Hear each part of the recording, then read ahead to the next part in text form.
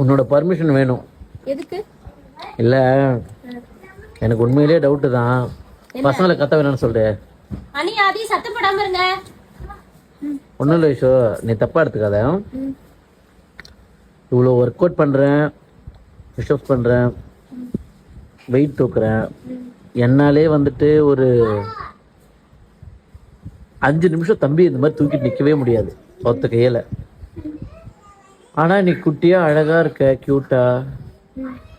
இந்த குழந்தைய வச்சுக்கிட்டு சீரியஸா சொல்ற விஷயம்,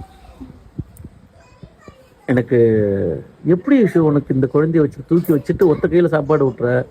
நானும் உன்னை சாதனைக்கே பார்த்துட்டேன்.